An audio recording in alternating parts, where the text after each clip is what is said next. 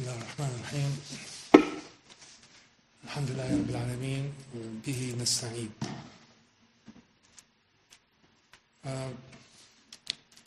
Inshallah, we'll continue our discussions. I hope it will be more open-ended than last time, so that we can have an exchange of views and comments and observations. And what I was talking about last time is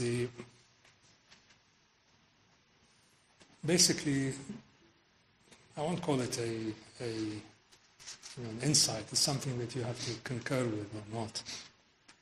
But over a long period of time, it struck me literally all of a sudden, that perhaps the entire affair has to be basically looked in an inverted way. That is one of the reasons why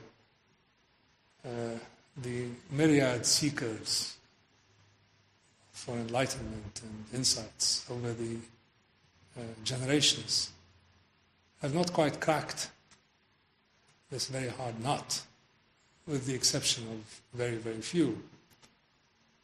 It's perhaps because maybe we are chasing the wrong objective, or that we are trying to seek an outcome where none may not be there. The fundamental issue that I see it with the way in which not only religious but spiritual thought and practice, or even any attempt to create a spectrum of understanding for, let's call it, the unseen, without slipping into denial, which, as I said earlier, is again a form of self-entrapment. It's really to do with the axis that we choose, or the term of reference, the frame of reference with which we choose to engage with this. If we are agitated, if our equilibrium is shaken, if our condition is agitated, perplexed, which is the beginning of the process, I believe, of asking the appropriate questions, the right questions, out of which a personal ethos, which might translate into a social ethos, can develop. If this process starts from the principle of going from the greater to the lesser, going from what is more sublime and luminous to what is more dense and material, from what is perceived to be heavenly to what is perceived to be terrestrial. This is, by and large, the pathway which people have chosen to come to terms with this agitation for consciousness of being. And I think all spiritual paths are based, or take as their foundational principle, that it is a kind of journey that goes from an understanding of the greater, positioning oneself as the lesser, and then seeking to re-attain what was lost, what was conceived to be a kind of state of purity, a state of perfection, from which we have descended or distanced ourselves. So, if you look at all the great spiritual systems, they start and end with this process. It's a process of postulating a structure and then relating yourself to that system, and then seeking to regain this pristine, primordial condition. And this is true not only for religious and spiritual systems, for really any system that's based on a kind of unfolding of principles or unfolding of ideals. If you take, democracy makes a certain beginning assumption that power or authority rests with something called the people, and you're either nearer or further from it, depending on how you develop and organize yourself. And therefore, this postulation of an ideal and something that is distant from it, seeking a return or seeking to reaffirm the conditions of its initial pristineness, is what nearly every system posits. And no different for religious systems, no different for spiritual systems, and no different for Islam. So we end up creating, as it were, essential pegs upon which the structure appears to have credibility. For example, dhikr, the word dhikr. We say dhikr is to a form of remembrance, a recollection of obviously something that had existed before and which we may have experienced under different circumstances. And we're now trying to create the conditions for that to be experienced at the individual level. If you talk about perfected people, whoever they may be, prophets, saints, sages, there is an ideal there from which we have veered. So this journey, as it were, from a postulated ideal to a recognition of the diminished nature of where we are, and the process of going back to the starting point, seems to me the way in which human beings, as conscious, sentient entities, try to engage with either ideals or with the unseen, if they are spiritual or religiously minded. And I have come to believe, that this is a structural flaw. Because you're going, as it were, from metaphysics, skipping over the boundary into physics, into reality, material reality as we see it. And the sense of lack of closure by this process, except for the very few, and I'll talk about the very few and why I think even the very few have not formulated the question correctly, leads, I think, to this fundamental incapacity to reach a kind of balanced and inspired and illumined nature. And if it's done in a very sparing way, in a very fleeting way, in a very, like a flash. It's very difficult to sustain that, using this flow from the greater to the lesser. I think you have to invert the thing on its head. And if you read and if you engage with spiritual authorities, be they humans or textual, I think you will get a different understanding of how the process ought to work. The process cannot work from a postulation, an assertion, and then we arrange ourselves accordingly to it. The process has to work from the other way. And if you start from the other way, there is really no final closure, because you reach what Surah Al-Najm here says, the boundary of the outermost limits. You see, the boundary of the outermost limits is not a kind of gap which certain people can skip over and therefore immerse themselves in Tawheed or in unity or in the Godhead or in the names and attributes. Because I believe this is not possible. We are making certain statements about it and then affirming that these statements are true.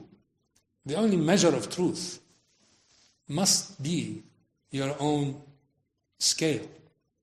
And if your own scale is the measure of truth, then you have to work from the lesser to the boundaries of the unseen. Now, this can come about in a variety of ways and in a variety of processes. I would like to compare it to a person who finds himself or herself in the middle of a maze. What we have been in the past saying is that we are in a maze, and here's a roadmap to get out of this maze.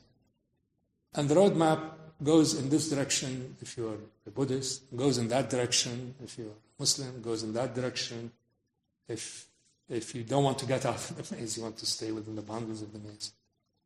It goes this way if you're a Christian, it goes this way if you don't know what you are. Each and every single individual carries with them a kind of roadmap as to how to exit, or at least not be entrapped by the maze that one finds oneself in.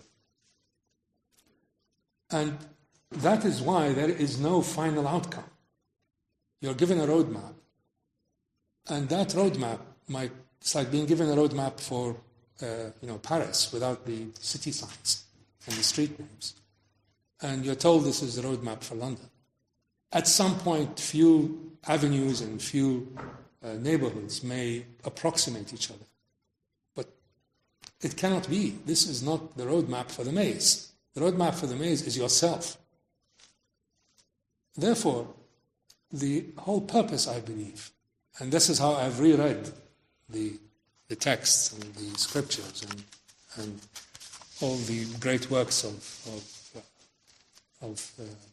philosophy and metaphysics, is that these are essentially aimed at you in order to allow you to create your own book.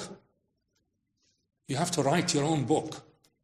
And all of these are aids, like study aids. But they're not the real thing. I mean, if somebody is given, I don't know, a kind of, I don't know if you have them in this country, these study aids that they use in America. Tolstoy's War and Peace is reduced to 20 pages or something. It gives you an idea of what it's all about. But you can't get to it unless you read the real book. And the real book is that you're in the center of a maze, trying to exit this maze. And you may make all kinds of false entries, false passages, but the process of becoming, the process of trying to exit, defines the person, rather than the process of following a prescription that others have followed. Now, this may put one sort of at odds with what one has read or has been told, or what one feels is the appropriate way. But you feel that it's appropriate or it's correct because there's an entire legacy, there's an entire tradition, there's an entire weighty volumes of written works of people's sayings, people's say-so, that gives authority to this. But if you go back to the original, there is no such authority. The authority is not given by the specific text itself. The authority is given by those over time who accrete on top of this authority. And this becomes, therefore, more and more burdensome to break free. We've been told that the height of spiritual experience is to deny self, is to bring yourself to the point of vanishing. At that point, you experience the vastness. I don't accept that. I think it's the other way around. I think the point is not to diminish yourself and to reduce the so-called darker, denser side of the self. The point is to liberate yourself. And through the process of freeing and unshackling.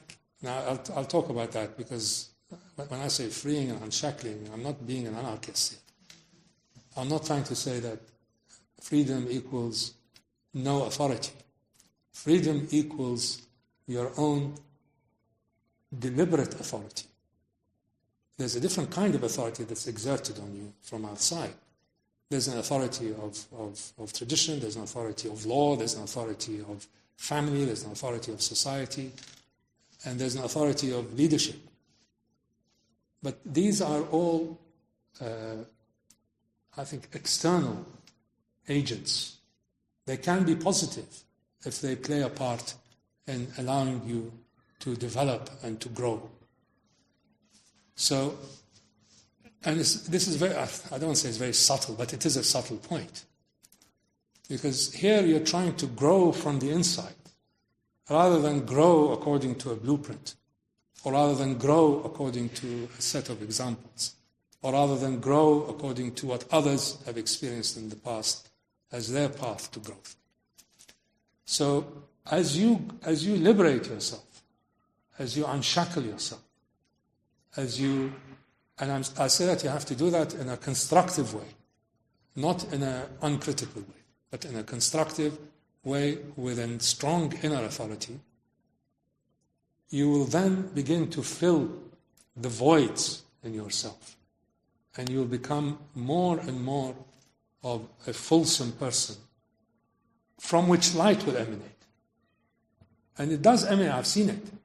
I don't mean physical light, but the person's being is transfigured, and the process of this change brings an enormous effect on oneself as well as on others. So so-called realized beings, and that is what people may want to be, are not realized according to a certain prescribed path. I think the whole structure that we've inherited is really wrong, and it has to be turned upside down. It has to be turned on its head in order for us to see the pathways that may be available to us through that mechanism that will allow us to fill out this space. Now, this space that we have inside of us, there is no way, as long as you're a sentient being, living and breathing, there's no way that you're going to jump over this sort of synaptic gap to get to the divine. It's just not possible. Because once this happens, then you vanish. There is no repeat cycle of consciousness that allows you to experience that while you're still alive. Because it's not that they're two different states. There's one state, and there's another who. That's all you can say. So everything, I think, if you try to this process of unlearning. Before, I thought the process of unlearning was to get rid of all the obstacles that are added onto you that allow you then to experience outer light in its fullness. But this is, if you start from the premise that this is possible, and you work on that premise, and then you find it blocked at infinite number of points, you can't keep on banging your head against the wall. Either the wall's not going to give, your head's going to give, or you have to re-examine first principles. And in the process of re-examining first principles, everything takes on a different dimension. Everything takes on a different light. And everything takes on a different meaning. So the pathway of human beings, I think, is not the pathway of submission to outer authority. It's a pathway of submission to inner authority. Now that inner authority is informed, obviously. It's guided. It's energized, could be energized by outside agents. But they all have to go through the filter of the self. So the supreme good is not negating self. The supreme good is fulfilling self. And once that happens, then the self, the spectrum of the self, from its least enlightened, most dense, to the other side, the most luminous, becomes the correct receptacle, not to receive light, but to start emanating light. See, what we have always thought is that, and I'm speaking here from personal experience, is that these openings will come. But it's like a door, you know. The opening is not going to come from the door opening and something rushing in. It's going to come from the door opening from the inside, things rushing out. And I think if you reread, I'm sure you're much better read in the classics of Sufi literature like Maulana and so on than I am. If you read that in that light, I think it makes far more sense. Now, there are certain boundaries which the writer or the author had to accept, and these were the boundaries of the time and age. That is, you cannot go and express that in ways that create disturbance or create animosities or create tensions or conflicts. So you see them, all of them come to the point and then withdraw. Now I thought this was a kind of cowardly move. But in reality it's not. It is a way, first of all, of maintaining a sense of the need for public order and discipline and accepting symbols that the mass accept. So you don't end up confronting them, and because you end up losing your head in the past. Now you probably end up being ostracized and ignored, which is probably as bad. You are then in a position to ask yourself, what is my pathway to realization or to fulfillment? Is it through negation? Is it through going through the path of doing without, by creating circumstances that enhance, as it were, my awareness, and that awareness all of a sudden opens up, and then you become, as it were, in the proximate ambience of this greater being. I start from the opposite case. I say there is no way that a human being can possibly engage with whatever we call it. The correct way is to either conceive for yourself a structure that allows you to grow from the inside, and therefore helps in this pathway of development, knowing that the end point is self-fulfillment and this kind of inner enlightenment that courses out, rather than one that flows in, because one that flows in is not possible. Now, people say this is where is hope then? Well, that is hope. That is the highest form of hope, because you are always in the process of becoming. Now, your idea of divinity, your idea of non-divinity, may change in this way. And the purpose, I think, of all true religions, I won't call them religions, let's call them spiritual systems, is to assist the person, the individual, in doing that. Now, they have other purposes, like creating social systems, like creating authority, like creating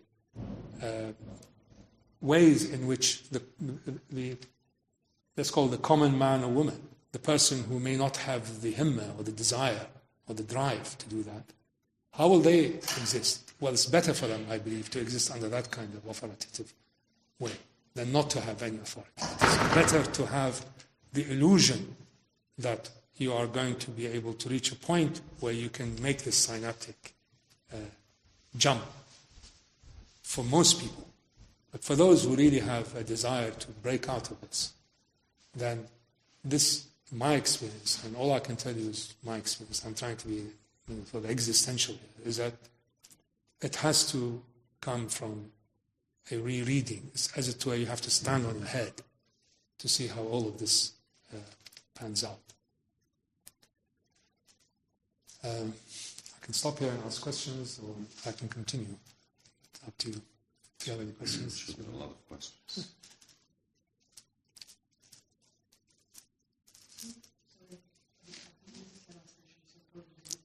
So what's grace? You're saying it's all revealing myself within, which makes a lot of sense. But what's this idea of grace? And you're saying it's kind of preset mode. It's already been. Grace? Grace is just existence. Grace? Yeah. Oh. How is grace translated? A lot of? Rahmah. Yes, this is the rahmah. Yes, this is the nur.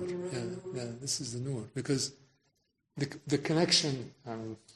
Maybe you can choose another word, because the conventional way is that it comes from outside and moves through various gradations and degrees and is available to you. And the degree to which you are able to engage with it is the degree to which you are fulfilled, realized, etc. But it is you relating to an outer source.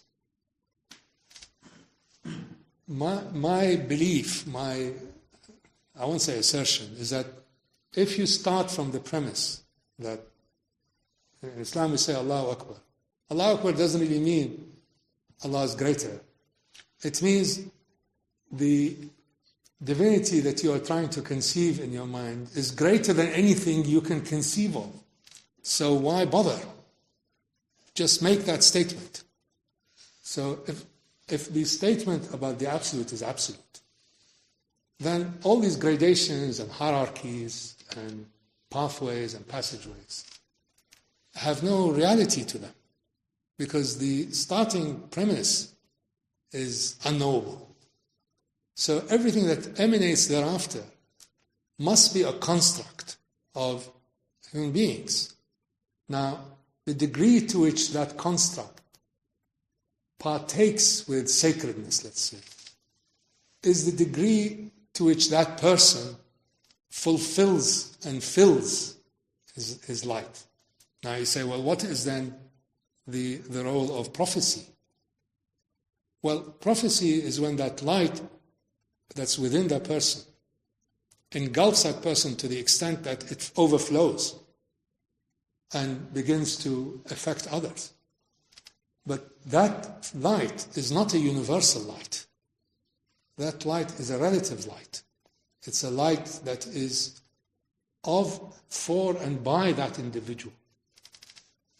We have been told that this comes through various stages. It goes through archangels, and goes through various energy fields and forces and so on. But it may, in as much as this construct is conceived by an individual. It may very well. And it may very well be a construct that's conceived by many individuals. But there's no absolute truth to it. There cannot be, because the absolute does not reveal itself in any meaningful way without the counterparty disintegrating. It's like, throwing you inside of a nuclear reactor. You're not going to have any way of dialoguing with it. So This brings me to the next point, which is the issue of allusions and symbols. And symbols and allusions and signs, which are throughout the Quran, and I know the Quran better than other holy texts, are replete with it. It's all to do with allusions, with symbols, with mithal, with ibar. It's all to do with inferences. There's never a statement made specific. It is all inferred. So the process of inferring,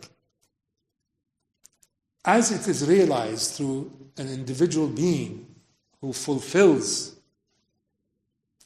that potential of human beings, which is in my mind absolute freedom, equals absolute freedom, that becomes then prophecy.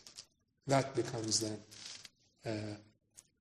the kind of relative truth that we confuse with the absolute truth. But it's a truth that is circumscribed. What about the name? Like you said, Allah is just Yeah. But what about the names and the way we use the names? They are essential. They are essential. They are essential for you if you resonate with them. If I go and talk about the name, the Rahman or the Rahim, or the generous, or the powerful, to a man in the street here, it does not resonate. Now, the universality of it is not because lack of meaning. The universality of it because it's contextualized, it's specific. So we claim universality for something that is, in essence, is contextualized. When you say the name, you think of the absolute, and then you think that the absolute has made a decision to relate to human beings through names. I mean, I went 40 years believing that, and living it, trying to live it. That is not reality. That is what is known as, I don't want to use these highfalutin words, but like a simulacrum. It's a semblance of reality. It's a way in which we try as individuals to understand reality. But we'll never be able to understand it. So these names, these relationships, a relationship implies at least two entities relating to each other. It can be more than two. And that's how most people, the vast majority of people, want to understand or conceive the deity, as it were. They want to conceive it in terms of hierarchies, in terms of names, in terms of greater and lesser, and so on. But for those who have the taste for immersing deeper, for drilling further into it, this gap is not self-evident to me between the absolute and these names. It is a way, a structure, a semblance that allows people, really people who are true to their own selves, to use them in order for them to grow into their fulsomeness. So if you are raised in a certain way, or if you are responsive to certain terms, then these terms are essential for your passage. But they are not a reality on its own. The kind of cosmic architecture we've had before, I think has no reality in absolute sense. It has a reality in a relative sense. It can be used by individuals in order to fine-tune this roadmap out of the maze, but they'll never get out of the maze. And again, the Quran says so in many cases. Well, بَصَرَكَ الْيَوْمَ حَدِيدٌ. It means only at that point. وَعْبِدِ اللَّهَ حَتَّى يَأْتِيكَ الْيَقِينُ. Only at that point, only at that specific point, at the edge, at the boundary, do these have spring into meaning. But maybe this is a good time to, if it makes sense, to go to Surah Najm. yes, The ayahs that you recommended everybody read, because I think that has a lot of insight into what this inner experience is. See, Might be good to go through it and see what it says. I read the Quran as my manual for freedom.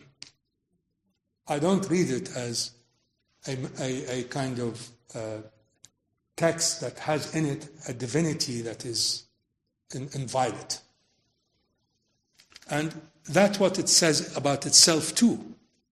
It's what others have said about it that is wrong. It's not what it has said about itself. So I think all these so-called tafsirs and all the compendiums and all of them are just individuals' ways of trying to come to terms with it. I asked you to read Surah Al-Najm for really to see what I'm referring to, the barzakh, this interspace, the relationships between man and the divine. Also the use of symbols and allusions, and also in terms of boundaries, because the most powerful boundary in the Islamic tradition is the symbol of the low tree at the end, Sidrat al-Muntaha. I mean, each one visualizes in its own way. I visualize it as a person coming out of really a dense fog, going onto a marble cliff. And at the end of this marble cliff, there is the void. And at the tip of the end of this marble cliff is a stream. That is, to me, it's a very powerful symbol as to what my journey is. My journey is to go to Sidrat al-Muntaha, if I can get there. And then you look at the unseen, and you either wait for the time, or you jump. Bismillah ar-Rahman ar-Rahim. Just one of the things about Sidra, and we say it's the low tree, but it also has in its root meaning, Yastur shay is to remove its covering. Yes. The removal of the covering of something is the Sidra. Very powerful. Yeah. Would you like to read it? Bismillah.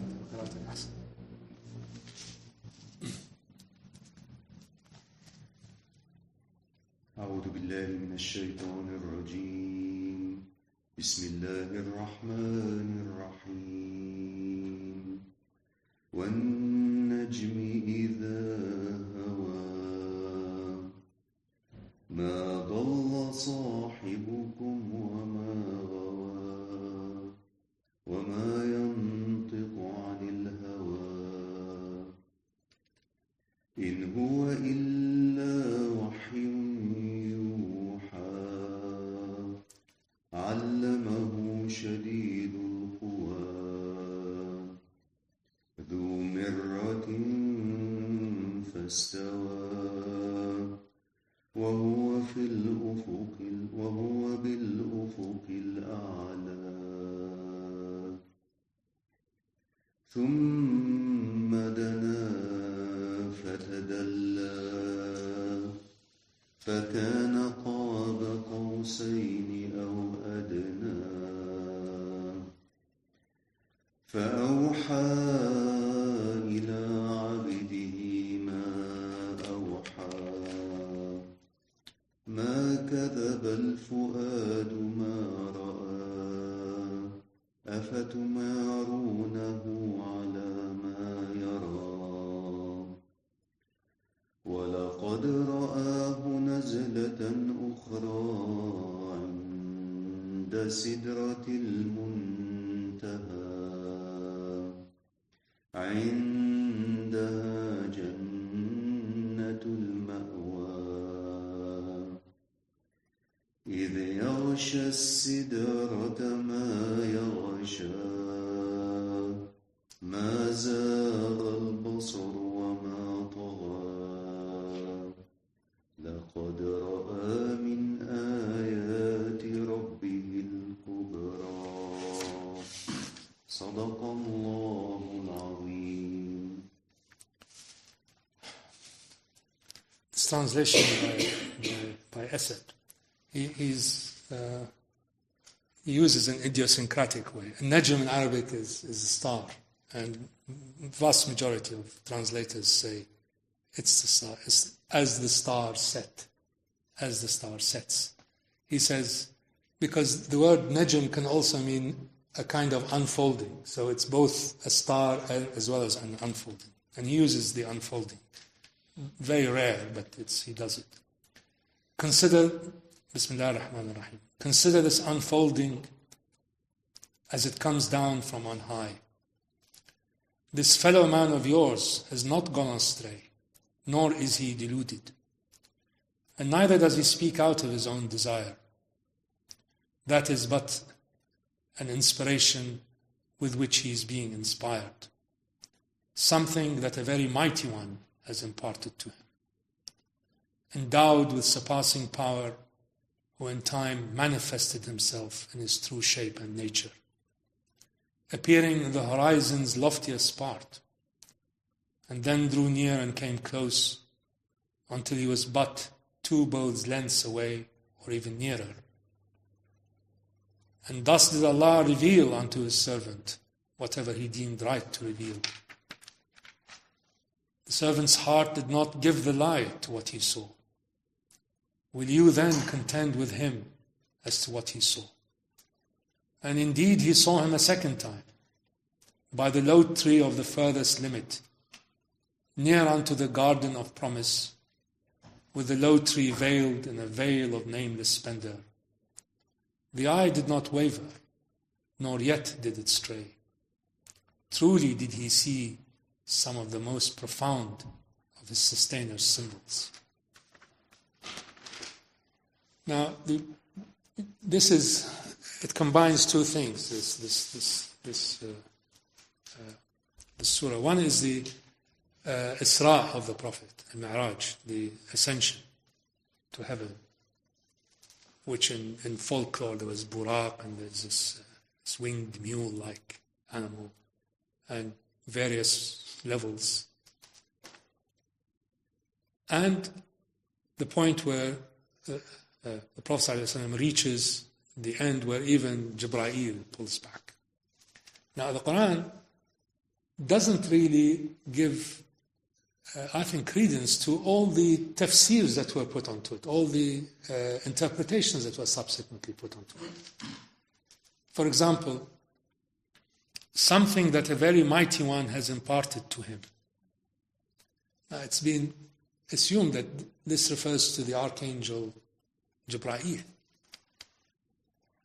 But my tafsir says it refers to the enhanced, the expansive form of the enlightened prophet. There's no Jibreel here. And it says, and then drew near and came close until he was but 2 bows' lengths away or even nearer. So he came right at the edge. And thus was فَأُوحَى إِلَىٰ عَبْدِهِ مَا أُوحَى. There is no subject here. There's only an object. But it has always been assumed that this is, there was a kind of command from Allah subhanahu wa ta'ala that stopped there. But it could easily be read that it was an inner command that stopped him. And thus, فَأُوحَى إِلَىٰ عَبْدِهِ مَا أُوحَى. The literal translation of that. And inspiration was transmitted to the bondsman or the bondsperson. Whatever was transmitted. So it wasn't a command, which has been the classical interpretation, and upon which all kinds of further symbols and allusions and stories and constructs are built. These 18 verses of Surah An-Najm, I think, are the way in which a person who is really about to burst and cannot contain this inner light that has ignited in him. And that in itself is a form of sacrality. But the stories and the explanations and interpretations that were given subsequently create in our own mind, as it were, a legacy of understanding it in a certain way. And to break that bond, to break that chain that comes over the generations is not really easy. Now, this experience is not an external experience that affected. It says, ما كذب الفؤاد ما رأى. The fuad, the heart, and there are three kinds of hearts in Islam. Qalb, which is the qalb in Arabic also means a heart, obviously. If you say, my heart, my qalbi, you say. But qalb also, from the word qalaba, it means something that changes. So it's something that is constantly pulsating, turning. The qalb is supposedly where the soul finds its repose, and against the qalb is also where the self is. So the denser the self, the less the soul inside the heart is able to emerge in its fulsomeness. The second form that is mentioned in the Quran is fu'ad. Now, fu'ad is the inner heart. It's the repository of an individual's true secrets. So there's another ayah which says about fu'ad Musa.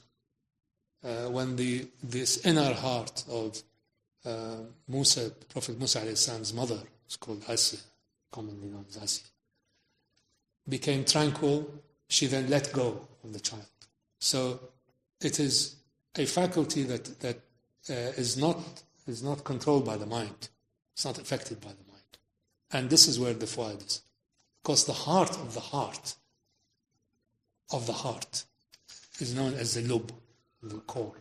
Fuad also means to burn, the fire. Yeah. There's a real meaning in that too. Yeah. So you say, well, where is the ruh then? How does the ruh fit into your system? The ruh is the engine by which we are able to maintain and sustain our affair. And that ruh, if it can, I believe that ruh, that capacity, ruh is a capacity, leaves people if they're not able to even before their death. I mean, you see some people, I think they have no ruh, they have no capacity anymore to ignite their nuclear fuel. They are so overwhelmed by the outside, by external factors. They're so overwhelmed by matter that they lose that. Now, there's been a lot of debate. I mean, I've had debates whether soul leaves you at the point of death or it leaves you before. I think a soul is a potential. And a potential that's not realized is like a limb that if you don't use, it atrophies. And if it atrophies, it can die. So, say something about the fu'ad, about this ayah in particular. Yes, it says the heart that is... Heart of heart. The heart of heart where the fire is, right? Did not deny what it saw, yes. Right? And that's like a key to understanding what you've been saying. Is the inner, this inner knowing, right? To trust that the Prophet trusted. Yes. He didn't deny what was inside. Right? Lub, yes. It's the heart of the heart of the heart. Usually the Quran has works in threes. I mean, like Ayn al-Yaqeen, when you Ilm al-Yaqeen, when you are told about something, which is ilm. Ayn al-Yaqeen, when you actually see it, and Haqq al-Yaqeen, when you're actually inside it. So they usually the metaphor is extended to fire. Like you're told about a fire. God forbid there's a fire there. You're told about it. Then you stand up and you actually see a fire. That's from ilm al-yaqeen to haqq al-yaqeen, to ayn al-yaqeen. And the third one is when you're inside the fire. So the gradations and there are many such pairings in the Quran, many such pairings. And they're all allusions. And they all refer to the condition of the individual. Again, see, if you read it with this kind of standing on your head, you'll find different meanings suddenly start thrown at you. And I don't know, I haven't read that much of the Mathnawi, but I'm sure if you also read it in that light, things begin to come to life and have a much greater reality than if you try to relate them to a preconceived structure.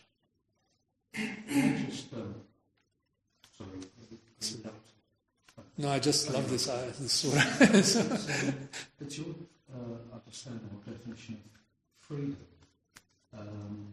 and you spoke about spiritual systems, accretions,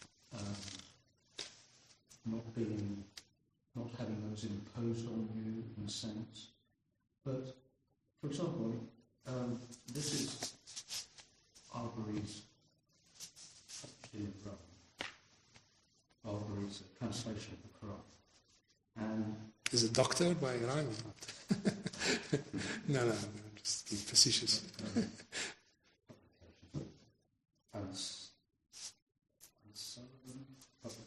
Well, they don't believe in copyright in Iran, so they just publish anything. If this is in fact not Arbery's translation, by the star when it plunges, your comrade is not astray, neither errs, nor speaks he out of caprice. This is naught but a revelation revealed, taught him by one terrible in power, very strong.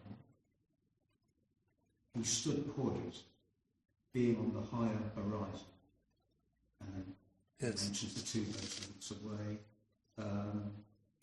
Indeed, he saw him another time by the low tree of the boundary. So he uses the word boundary.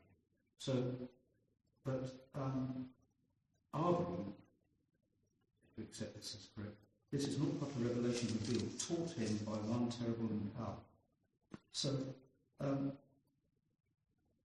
my point of view, when reading this,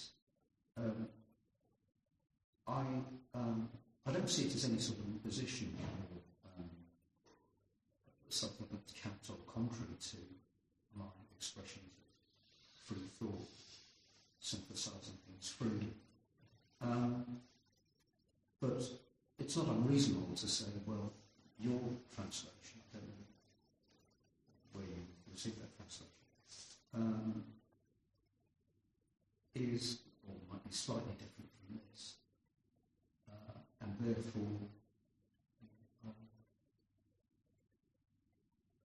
it's perfectly permissible for me to analyse that, synthesise it, and make a decision.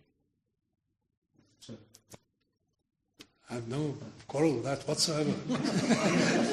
Please go ahead. You're talking about freedom. Yes, this is your freedom. From within. Yes. Freedom from what? Freedom from constraints. That is the human condition, the human potential, I believe, can only reach fulfillment if it functions in an environment with no inner constraints. Of course, you can't do that. My argument falls flat when you're dealing with human society. Other rules, but for the individual human beings, it is not self-effacement and self-negation, but rather expansiveness and boundlessness that gives you the possibility of filling the potential that you have. So that goes against almost the whole of conventional orthodox Sufism, if I can describe it in that sense, because No. does it not? It might. About pressing the nafs, controlling the nafs, That's not Sufism.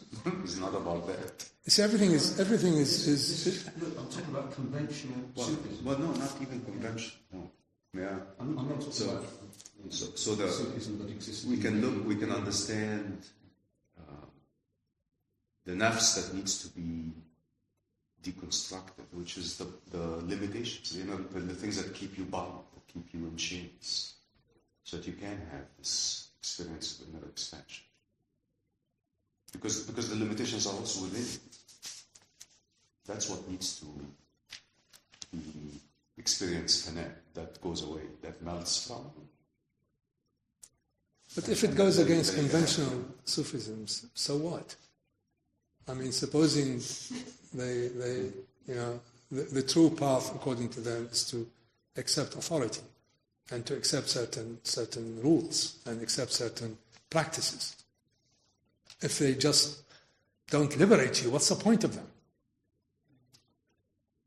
If they liberate you, good for you, really, and I mean that. And I'm not against whatsoever the most strict observance. I have no problem with it whatsoever, if it has that as its final goal.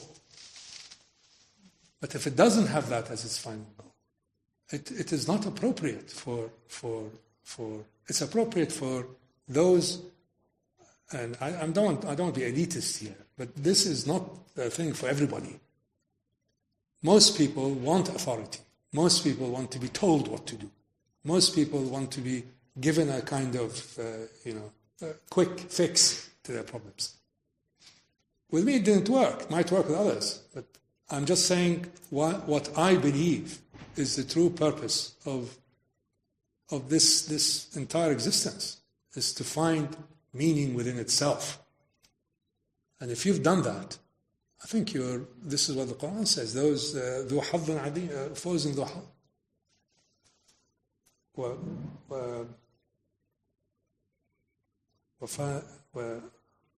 وقليلهم ذو حظ عظيم. Is that it? What is? It's talking about responding to negativity with goodness. Yes. Is a wisdom that only a few of us are given. ولا ينالها إلا ذو حظ عظيم. And only those with the greatest good fortune will earn this. Reminds me of a saying by a 16th century mystic in India, Salman Kashani. Have you heard of him? Salman Kashani? He states, rather than Muhammad ascending the heavens descended to him. So it's kind of like that assertion that it's more kind of... You have to put it on its head. Yeah. Sheikh Allawi says, I don't know if you read his diwan, it says, جنة الفردوس تحتاج إلينا يا سيدي. You don't need paradise. Paradise needs you. So... In Surah Najm, it says that he approached, is it 2 bow lengths or near? The answer is open-ended. The last one says or near. Yeah. So does that mean... But he didn't cross the boundary. But it's inferring it could be nearer than that. It could be right at the edge. Yes. وَمَا يُنَالُهَا إِلَّا ذُو حَظٍ عَظِيمٍ. And nobody is going to earn it except that person with the greatest fortune. The key is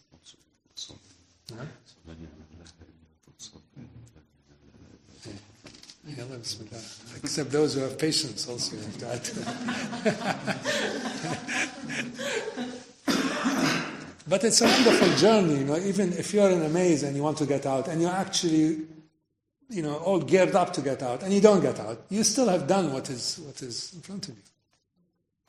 This is my first time here. I hope you don't mind me asking something. I really enjoyed your tafsir of An-Najm. You mentioned that there were 2 layers to it, presumably a more historical layer and a more inner meaning. In the inner dimension, who would the sahib or companion the Quran bil Quran. You have to. Let me just say, this is not a prescription. I'm not giving prescriptions here. Right? I'm not a sheikh and I'm not a teacher of sheikhly ways. This is my reading of it. You can find your own pathways.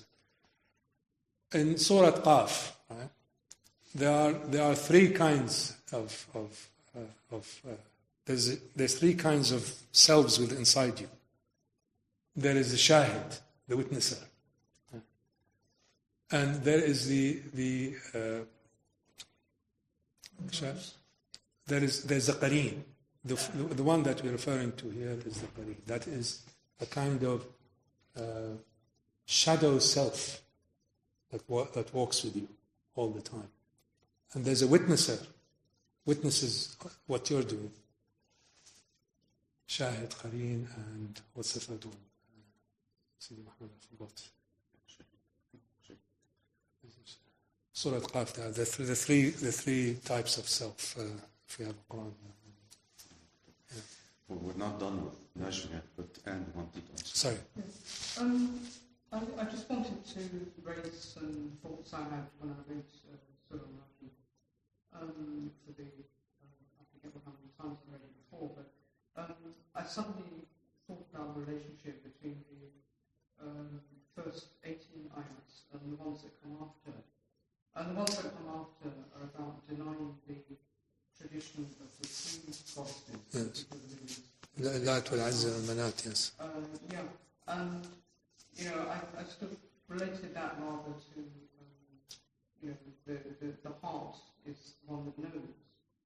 And I think the reason why these first 18 ayats are so emphatic is because it's saying that the real experience comes from within and not from mythology or tradition or any sort of external historical religious doctrine that's been passed down.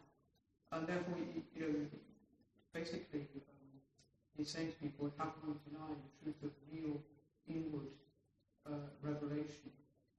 And from that, I kind of reflect on what is the real meaning of Lat and Manat. And it may be that these are the ways in which we externalize our own ego onto the metaphysical framework. And so we kind of create our gods and goddesses in our own image. So it's as if to say that the real truth lies in abandoning the ego framework. And since the overwhelming mystical experience, which he's describing as one of unity, is one of Tawheed, then the essence of Tawheed is forget about any distinctions between the ego and the reality, the rest of reality, the whole of reality. It's about saying that the whole thing is a unity. And therefore, some of the conundrum which you've raised about is it the internal self or the external light coming in, I think resolve if you see us all from the point of view of Tawheed, and then the sort of Hindu tradition which emphasizes the self with a capital S, and the monotheistic tradition from the Middle East which emphasizes the light within not the light from without. I think all of these sort of dissolve into the same thing, because you realize that the distinction between the consciousness of the ego and the global consciousness, if you like, a holistic consciousness, is actually a false distinction. And maybe the liberation of the self is to be seen in terms of recognizing that this is a false perspective. In other words, that you see things from the point of view of Tawheed, then you're liberated. Thank you for sharing this with us. I don't know if any of you saw the Grand Inquisitor. Yeah. What did you think of it? I didn't really understand. Can you give us a more about the context? The context, this is, obviously it's from a different tradition, but it raises this issue of what is authority and what is doctrine, and how does authority and doctrine deal when faced with the presence of a fulfilled human being. Yeah, I grant that, but I'm sorry, is this something to do with the brothers Karamazov? Yes. Can you explain a bit more about that bit? Oh, well, there's I don't know if you've read The Brothers Karamazov by Dostoevsky. There's a whole chapter called The Grand Inquisitor. And the story, I think it was, the story is that a person is brought in front of the Grand Inquisitor, Torquemada, and Jesus, a Christ-like figure, who is doing miracles and all kinds of things. And the whole scene is actually a kind of dream or hallucination of one of the protagonists of the novel. And the Grand Inquisitor is basically, it's a monologue, a soliloquy. He's talking to himself, because the other person, the Christ-like figure, doesn't say anything throughout. And the Grand Inquisitor faces the Christ-like figure and basically affirms his truth, but says that you have no right to say this anymore. You came, you posed questions, you created mischief by posing these questions, and you left. And somebody had to pick up this mess that you left behind. And we picked it up, and we've organized it, and we've made people believe it, and we've given people hope. What did you give them? We gave them hope now by promising them hope later, but some kind. And this entire structure has been of authority, of dogma, of doctrine. That is the structure of formal religions and any formal system. You're now coming back to challenge it. And I have no choice but to, and I want to, burn you alive, sentence you to death, so that everyone else learns the lesson that there's a price, and a heavy price to pay, to try to destroy or demolish authority. Thank you very much. We don't need you anymore. The irony is that he does all of this in the name of... Yes, in the name of what this Christ-like figure is supposed to have. Yeah. I have no doubt that the same will happen here. And I have really no doubt that if the Prophet ﷺ re-emerges in Wahhabi land, they will kill him. No doubt. It's also interesting how he says, tomorrow all the people who are following you will be rushing to put the faggots on the fire and to burn you, the people who follow a religion are the ones who tend to destroy it, Yes. Systems of those factions. Well, we hope that he will take his sword to their necks. I think I've taken too much of your time. If you don't mind, could we also look at the part of the ayahs that you read about the sight?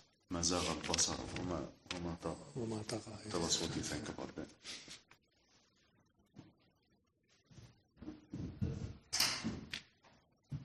How it's been translated? And indeed, he saw him a second time. I mean, he says this is,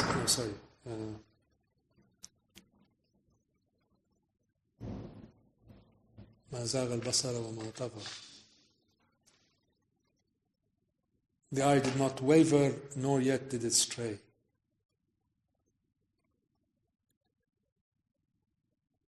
لقد رأى من آيات ربه الكبرى.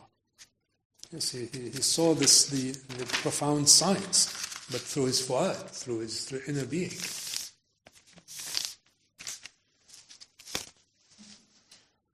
There was something recently with a fellow countryman of yours, you know this Jim Khaleedi? Yes. I don't know if you saw the whole universe program.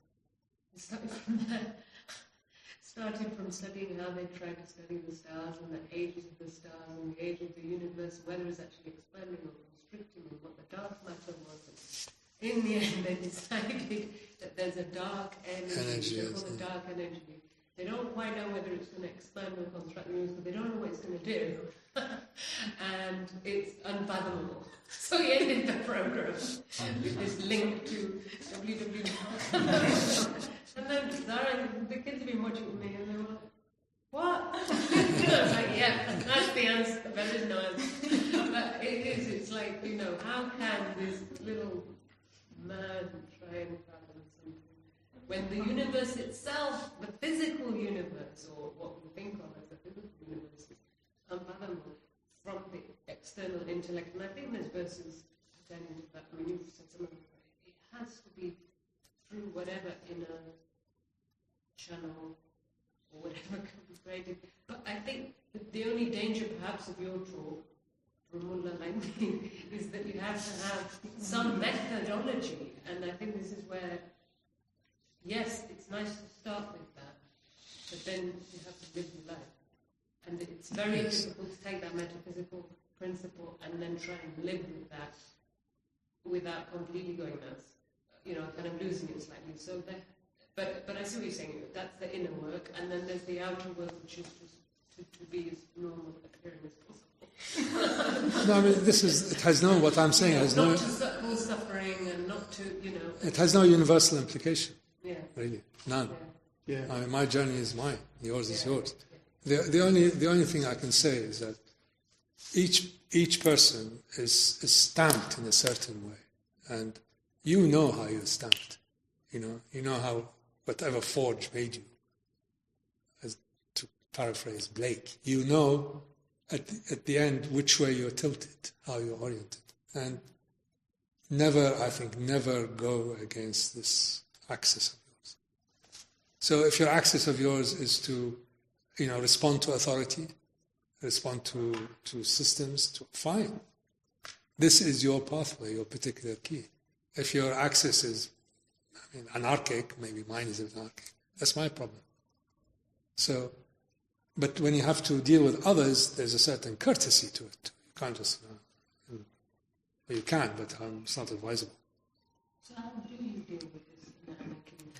Obviously I don't possess, but how do you deal with this inner rebel in terms of relationship with spirituality and the divine on a daily basis? And not daily, minute by minute. But not in a assertive or conscious way. It just happens. I don't every 5 seconds. It's just and then when you get to this point, when you get to my age, and I'm not still on the right side of but still, I think that the great unknowns, the great mysteries, begin to lose their potency to terrorize you, to frighten you. It's just a passage. Alhamdulillah. My hudur. Anyway, I'll let you know next time we see each other, inshallah. When I come back from Baghdad, if I come back. So, thank you so much. Thank you. Very insightful. I'll take my leave. I have to pack and so on.